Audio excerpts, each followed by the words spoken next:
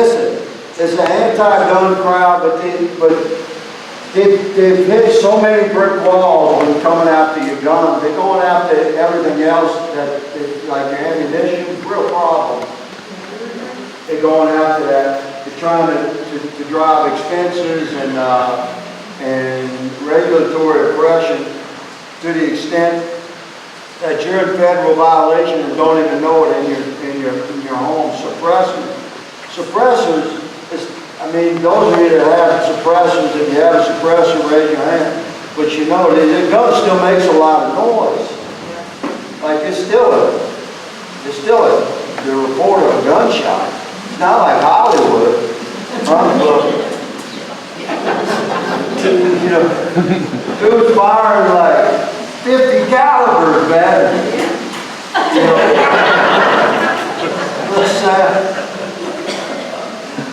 I've been uprange and downrange of gunfire over the course of my life, and make a lot of noise, including suppress firearms, unless it's a real small caliber, which you know, like a 22 or something, which is a lot of fun. But suppressors are essentially just to protect your hearing. If you have to defend your home. For any reason, use your firearm. You have a suppressor on that. Just keep the decibels at a level where you won't get immediate hearing damage. Some of us have permanent hearing damage. 40%. My wife is commonly happy that I can't hear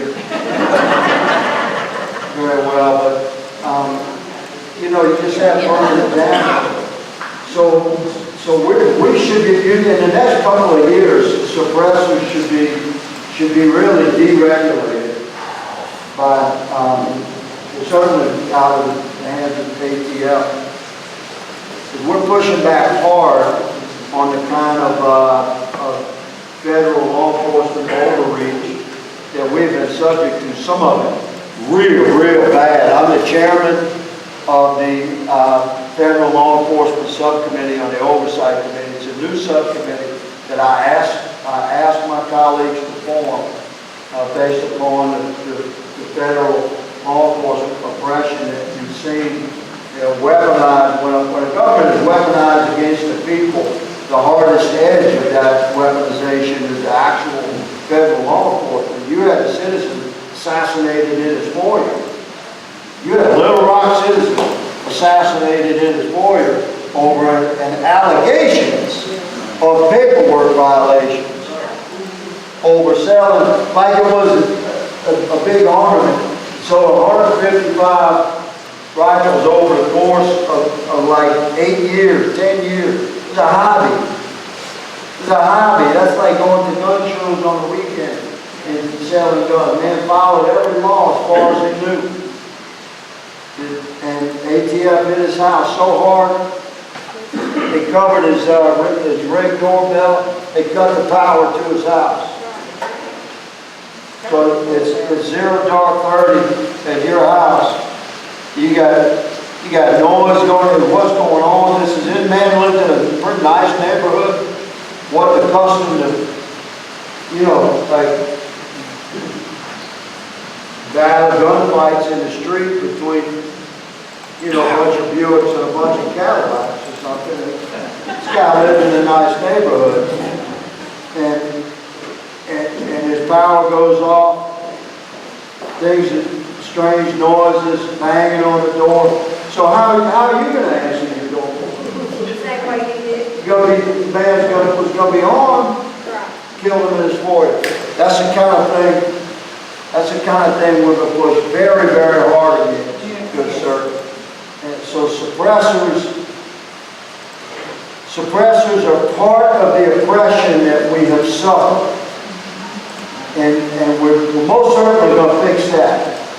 But fixing things like federal overreach on regulation on suppressors is minor compared to American citizens getting killed in their own home over allegations of paperwork violations.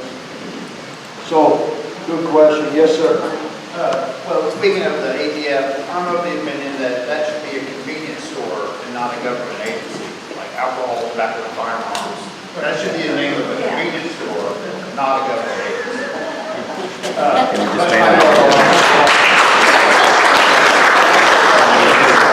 saw today where some representatives are working on impeaching some of these activist judges, which I think are probably some of the biggest threats to both the Second Amendment and the overall conservative. You want me to address that? Yes. Okay, so listen, impeaching judges, impeachment is a process that the founders, it was long used in British Parliament, which was primarily a model that our founders were British citizens, you understand? So they were educated men, they were erudite gentlemen, they knew the history of British Parliament.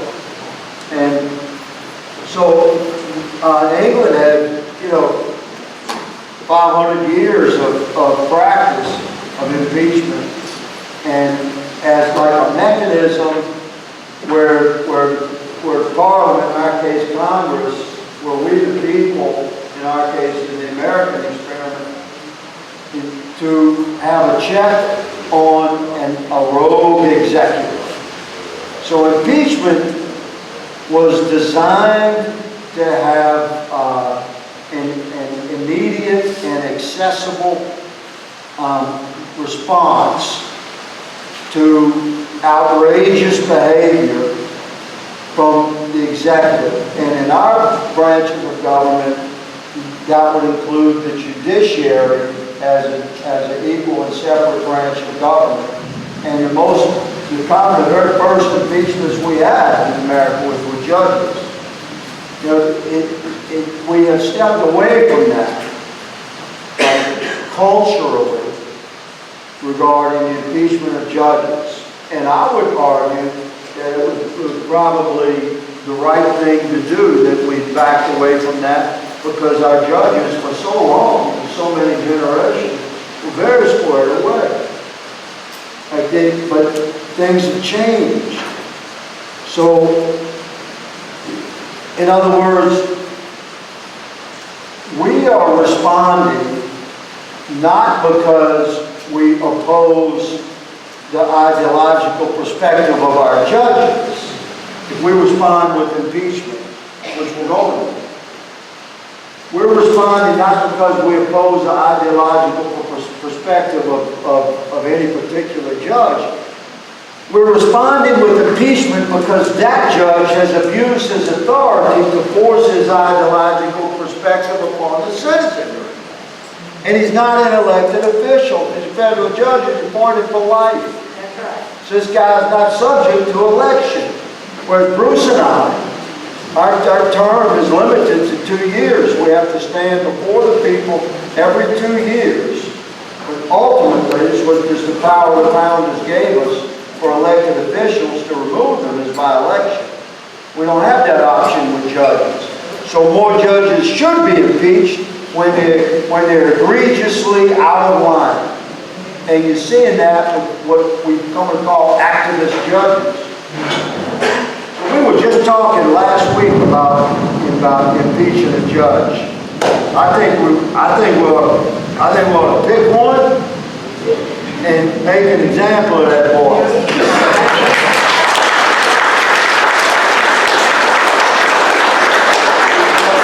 These judges got some nerve, man. Like, you think you're going to bring the whole republic to a screeching halt because of your liberal BS? We've had about enough of that. We've had enough of that. Our patience is worn thin. So we're going to do some things that we haven't done with legal, peaceful, and within the parameters of the Constitution. I would never support anything other. But impeachment is a legal, and peaceful, and constitutionally protected mechanism that we can use as a Congress to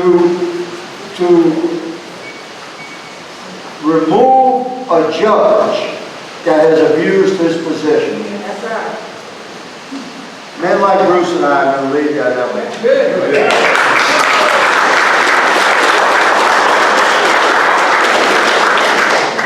sir. Yes, sir, I'm very hard, not from Arkansas, I'm from part of the state. I know there's been talk about reciprocity of Constitution being passed nationwide. If you could touch on that, please. Yes, sir. I support all the Second Amendment bills that extend reciprocity across the entire republic. There's a caveat to that. I think as American patriots, and obviously Second Amendment supporters, we're also First Amendment supporters, we're also 10th Amendment supporters, are we not? Okay. This is where we have to have balance. Our municipalities and our sovereign states, every sovereign state and the municipalities within those sovereign states and the governmental entities within those sovereign states, your county governments, etc. Those communities have the right to have laws that's for their community. And of course, as long as they're not infringing upon my rights, my overall rights, then that sovereign state or that county or that municipality, they have the right to pass their laws that are unique to that community. And if I don't like those laws, I have the right to not go there. Okay? So, I do support reciprocity laws for the constitutional carry. I support constitutional carry. I am a cop. I stay post certified, so I can carry wherever I want. I can carry on airplanes if I want to. I just don't choose to. In D.C., it's a real hassle, you know. You got cops on top of cops in D.C. So carrying, man, it's the safest room in this part of Arkansas right now, probably. Ain't nothing happening in here. If it did, it would end quick. So, reciprocity laws, I believe. I do support them at the federal level because you can't have this deep of a conversation and you just want to, as a matter of principle, you want to support those laws. But when it comes to the floor, it's going to be debated hard because I would not infringe upon the 10th Amendment rights of the sovereign state and the citizens thereof to have their own unique laws. But if I am legal in my state to carry, I fully encourage and support other states in the Republic to recognize my legality in my state. However, I don't really accept that there's a requirement for special certification. You follow me? So, although I'm a cop that has all kinds of certifications, and a lot of you concealed weapons, permit carriers and whatnot, and I support your right to pursue that, but I don't necessarily believe that your right to keep and bear arms requires such a certificate.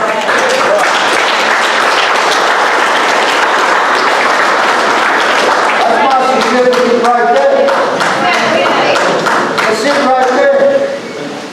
Like it shall not be infringed. So, Louisiana, I'm going to leave you with this example about that. I'm a biker. I've been for a long time. We're a motorcycle club. I'm a biker. I ride all the days. Been riding for a long time. So, in Louisiana, we have to wear a damn helmet. I know, right? It don't make no sense. And our dear friend, that's our governor now. Your neighboring state governor, Jeff Landry, is very squared away. Super conservative. And I got a little bit of an issue with my friend, Governor Jeff Landry, because we still have to wear a helmet. give them another year, then I'm gonna raise a whole lot of hell about it. But most states, you can ride from California to Florida without a helmet until you get to Louisiana. And you gotta go around Louisiana. That's what they do. All motorcycle tours, you understand, in the spring, the summer, the fall, they go around Louisiana because of the helmet law. So states, you have the right to their sovereign authority, including passing their own laws, and I will vigorously support the 10th Amendment recognition of the sovereignty of our states. However, I very much encourage our states to have reciprocity laws for constitutional carry. And again, I say, you really shouldn't need any kind of special laws because we have the original right there to keep and bear arms. So I'm pretty far to the right on some core principles. Like, you know, abortion. Some of you maybe pro-abortion, I don't know. You're still an American citizen, yet, you know, I'm going to address you respectfully. I'm just saying that I'm pro-life, and I support life from conception to natural death, from natural conception to natural death. Yeah. And therefore, I do not support a federal law that bans abortion after 15 weeks or 20 weeks. Because I do not support abortion up to 15 years. You see, you got to balance these things. And when you start passing federal laws, it's going to impact every sovereign state in the republic. Got to be careful. So I oppose abortion in every way. But I'm not going to support a law that presumes I'll support abortion up to 20 weeks. By voting for a law that bans it after 20 weeks. I support laws that protect life from conception. You're on the heartbeat bill, correct? Bruce and I are very conservative there. There's a bill called the heartbeat bill that protects life from the time you have a heartbeat. And so, you know, see, there's a correlation there with the gentleman's question about reciprocity laws. There you go. Ain't nobody taking my gun from me. They're going to be applied. Yes, ma'am. I'm currently, I've been waiting. No, go ahead, ma'am. You don't talk very loud. I can. I've been waiting decades for Doge. And so it's happened. And so I'd love your thoughts on, you know, all the wasteful spending that's going all across the world. And I know there's elected officials here, I hope Arkansas has a Doge. I can help, I'm an investigative reporter, and I've got tons of documents. If I could jump into that, that's probably a good question to close with, respectful of everyone's time. Let's talk about Doge and our budget, because Bruce and I, we're in the middle of that. We're going back in a few days to Washington, D.C. to settle this thing. And some of us have been working very hard to get to where we are right now. And we've been through a lot. We covered that when I began speaking to you. Listen, we have $36 trillion in debt. Our country. Now, the full faith and credit in your Constitution, the full faith and credit of the United States backs our Treasury Department. First department created by our founders was the Treasury Department. Why? Because the founders knew we were going to have to borrow money. We're going to have to borrow money based upon the full faith and credit of our republic, the Union of States. They knew we had to borrow money because we had to stand up an army and a navy, because it's in the Constitution that they had just formed. Okay? After the Revolutionary War, the 13 states were a confederacy of states. But a decade before we got the Constitution ratified. by a sufficient number of the several states. So we had a Treasury Department originally, the first department, because we knew we had to borrow money. My point is, there's nothing inherently wrong with a nation having debt. Not that much. So, like, we have debt to go buy a truck. Right now, I mean, for God's sake, who has that much money to pay cash for a truck? You gotta get a loan to pay for your truck. Same thing for a house, etc. But we're supposed to have some control over our debt, so it doesn't overwhelm our family, not just our children and grandchildren, much less. So we have spent money that we don't have very irresponsibly for the last 40 years. It was 1980 in America before we had $1 trillion in debt. Cumulative debt is built up from every year, whatever the deficit was. So deficit spending every year accumulates to your total national debt. It was 1980 in America before you had $1 trillion in debt. Trillions, 1,000 billion, billions, 1,000 billion. So it took 200 years to accumulate $1 trillion in debt. We've added 35 trillion in the last 40 years. In those 40 years, that corresponds with a massive growth of our federal government and all the bureaucracies associated with our federal government. And in those 40 years, out of those bureaucracies, have come incredible oppression against the people, regulatory oppression, that they've crawled into every aspect of our life. And they regulate and control us to death. Businesses can't operate, large and small, families oppressed, men with their homes front door kicked in and killed in their foyer over what are allegations of a regulatory offense, a paperwork offense. This has all happened in the last 40 years. So, $36 trillion in debt. Ladies and gentlemen, you can't spend that much money. We don't know where that money is. But we've noticed it's been creeping up on us for a long time. And now, like all the stars align, man. We wanted to trifecta in November. And we have a president, in my opinion, the best president in my lifetime, maybe ever. And he's in his second run right now. He ain't playing. He's not playing. He's had 8 years of education of what the establishment would try to do to us. And I say us, I mean the mega movement. They have targeted us in every way.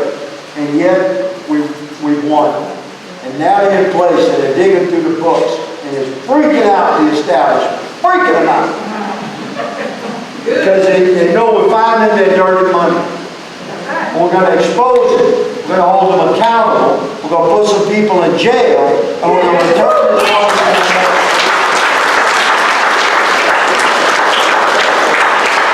$36 trillion in debt. We're going to leave you with this thought. For your grandchildren, your great-grandchildren. One of our goals that Bruce and I have, men like Bruce and I, conservative men and women that serve you, we get it, that we work for we the people. We would have it no other way. We're your servants, not your rulers. We're your brothers, not your daddy. We know that we have to bring our nation back to a balanced budget. So, in order to do that, we have to change the trajectory of spending.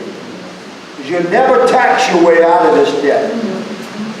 We have to change the trajectory of spending so that the growth of our nation, of our GDP, our gross domestic product, basically our income, our value, our wealth, so that the growth curve of our nation can reaches a point where it will intersect with the change of the trajectory of federal spending.